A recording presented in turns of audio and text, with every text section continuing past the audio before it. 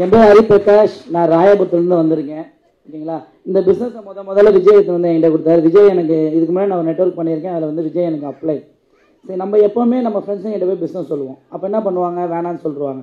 நம்ம என்ன நினச்சிட்டு போவோம், நம்ம ஃப்ரெண்டு நம்ம கேட்டவுடனே செய்யலையே அப்படின்னு பார்த்து அந்த வருத்தத்தை அவர் கொடுக்கக்கூடாதுன்றதுக்காக தான் 3 ஐடி போட்டேன். பிஸ்னஸ்க்காகலாம் போடல. அவர் ஒரு நெட்வொர்க் கொண்டு வந்திருக்காரு. முதல்ல என்கிட்டேருந்து போகிறது அவருக்கு ஒரு வருத்தமாக போகக்கூடாதுன்றதாக தான் போட்டேன்.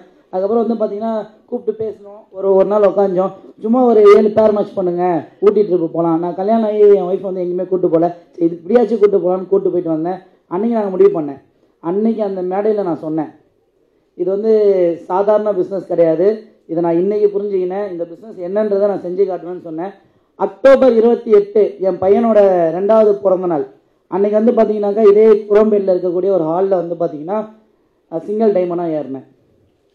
ஓகேங்களா. அன்றைக்கி நான் ஒரு வார்த்தை சொன்னேன், இன்றைக்கி நான் சிங்கிள் டைமண்டாக ஏறுறேன், அடுத்த ரெகக்னேஷனில் என் டீமில் 5 பேரோட டைமண்டாக ஏறுவேன்னு சொன்னேன். இன்றைக்கி டிசம்பர் 9 கரெக்டாக எண்ணி பார்த்துக்கோங்க. 41 நாளில் என் டீமில் வந்து பார்த்தீங்கன்னா 6 டைமண்ட் வந்திருக்காங்க. கரெக்டாக ஒரு 4 நாள் 5 நாள் முன்னாடி இருக்கோம். பாஸ்கர் அண்ணா வீட்டில் உட்காந்து பேசிகிட்டே இருந்தோம். பேசிகிட்டே இருக்கும்போது நான் வந்து போட்ட ஐடியில் எதுவுமேலாம் ஓப்பன் பண்ணலாம் பார்க்க மாட்டேன். டாப் ஐடி மட்டும் தான் பார்த்துட்டே இருந்தேன். விஜய் நானும் உட்காந்து பார்க்கும்போது, ஹரி இது மாதிரி உனக்கு வந்து ஒரு டபுள் டைமண்ட் முடிக்கிற மாதிரி ஆப்ஷன் இருக்குது. எப்போ 4 நாளைக்கு முன்னாடி ஒரு பக்கம் முடிஞ்சிச்சு, ஒரு பக்கம் முடியணும். அன்னைக்கு விஜய் சொன்னார், இதெல்லாம் ஒரு விஷயமே இல்லை ஹரி, நம்ம பிளான் பண்ணலாம் அப்படின்னு சொன்னேன். நான் சொன்னேன், நான் 6 பேருக்கு பிளான் பண்ணுறேன், நீ எனக்கு யாராச்சும் பிளான் பண்ணுவாங்கன்னு. கண்டிப்பாக சொல்கிறேன், நான் அந்த 6 பேருக்கு தான் பிளான் பண்ணேன். எனக்கு கடவுள் பிளான் பண்ணார், டபுள் டைமண்ட் நான் ஏற்றிட்டார்.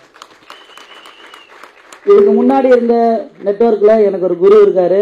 அவர் சொன்ன விஷயம் அதுதான், சுயநலம் இல்லாத எந்த ஒரு செயலும் நம்மளை வாழ்க்கையில் பெரிய இடத்துக்கு கொண்டு போய் சேர்க்கன்றதுக்கு இங்கே ஆக்சஸோட எம்டி எடுத்துக்காட்டாக இருந்தார்.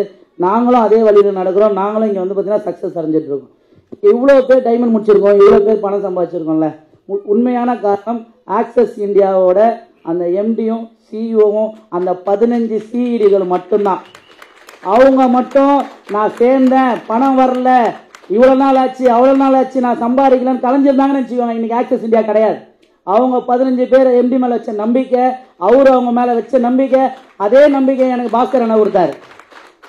நான் அவர் மட்டும் இல்லை அப்படின்னா நாங்கள் இங்கே யாருமே இல்லை. இந்த 11 டைமண்டு டபுள்னு அதெல்லாம் வந்து பாஸ்கர் அண்ணங்கிட்ட பேசக்கூடிய 10 நிமிஷம் விஷயம்லாம் வந்து இதுக்கு மேலே எனக்கு வாழ்க்கையை புரிய வச்சார். நான் இது இல்லை, நான் வேற, உன்னால் முடியும் உன்னால் முடியும் உன்னால் முடியும்னு எனக்கு கொஞ்சம் கொஞ்சமாக எனக்குள்ளே இருந்தது யாருன்னு எனக்கு காட்டி கொடுத்தார்.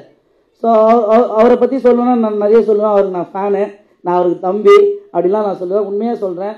அவர் வந்து எப்படி இந்த அனுபவம் வந்ததுன்னா பல வழிகளுக்கு பின்னாடி இதை கற்றுன்னு வந்திருக்காரு. அந்த வழிகளை மற்றவங்க அடையக்கூடாதுன்றதுல முக்கியமாக கருத்தார். அதே விஷயத்தை தான் நானும் என் டீமுக்கு பண்ணேன். என் டீம் என்னை தூக்கி வந்து இங்கே நிற்க வச்சிட்டாங்க. இங்கே எதுவுமே இல்லைங்க. முதல்ல உங்களை நம்புங்க, உங்கள் கூட இருக்கவங்க நம்புங்க. அப்புறம் விஜய் பற்றி சொல்லாமல் முடிச்சேன்னாக்கா நான் இவ்வளோ பேசுறது அர்த்தமே கிடையாது. விஜய் என் பிரதர், நாங்கள் 2 பேரும் இப்போ பர்ச்சேஸ் போனோம். ஒரே மாதிரி ஷூ வாங்கணும், ஒரே மாதிரி கோட் வாங்கணும், ஒரே மாதிரி வாட்ச் வாங்கணும். அவரை மாதிரியே இன்கமும் என்னை வாங்க வச்சிருக்காரு. இப்போ அடுத்த டாஸ்க் கொடுத்துட்டாரு, நான் உன்னை வாங்கி வச்சிட்டேன்ல, நீ ஒருத்தவங்களை வாங்க வை. அதுக்கு நாங்கள் ரெடி ஆகிட்டோம். அனௌன்ஸ்மெண்ட் பண்ணுவாங்க டேட்டு. அந்த டேட்டில் வந்து பார்த்தீங்கன்னா வேறு லெவலில் ஏற்றுவோம். இது சேலஞ்சாக கூட எடுத்துக்கலாம்ப்பா, யார் வேணாலும். நாங்கள் வேறு லெவலில் ஏற்றுவோம். நாங்கள் யாருன்னு காட்டுவோம், நாங்கள் மிரட்டுவோம். எங்கள் டான் பாஸ் எந்த காலையும் இல்லை, நாங்கள் வேறு லெவலில் பண்ணுறோம். தேங்க்யூ. டைமண்ட் ஃபஸ்ட்டு டைமண்ட் இவங்க தான் காரணம். ஏன்னா வந்து பார்த்தீங்கன்னா இந்த ஒரு 41 நாள் நான் காலையில் 7 மணிக்கு வீட்டிலேருந்து போவேன், ஆஃபீஸில் சைன் பண்ணுவேன். 6:30 மணிக்கு 7 மணிக்கு ஆஃபீஸ் வேலையை முடிப்பேன். 7 மணிலேருந்து 2 மணி வரைக்கும் ஃபீல்ட் ஒர்க் பண்ணுவேன். 2 மணிக்கு வீட்டுக்கு போவேன், திருப்பி 6 மணிக்கு எழுந்துப்பேன், 7 மணிக்கு வருவேன். இதை மாதிரி தான் இந்த 42 நாளும். என் ஒய்ஃப் கிட்ட பேசுனது கிடையாது. அதை பற்றி அவங்க சொல்லுவாங்க. Good evening friends. இவங்க வரும்போது ஒரு பாட்டு போட்டாங்க, அதுக்கான தகுதியானவன் என்னுடைய ஹரி. சாரி, அவன் இவன் பேசுறதுக்கு நான் எப்பவுமே அப்படி தான் பேசுவேன். யாருக்கு முன்னாலேயும் பேசணுன்றதுக்காக நான் மாற்றி பேச போகிறது கிடையாது. நான் அப்படி தான் கூப்பிடுவேன், சரிங்களா.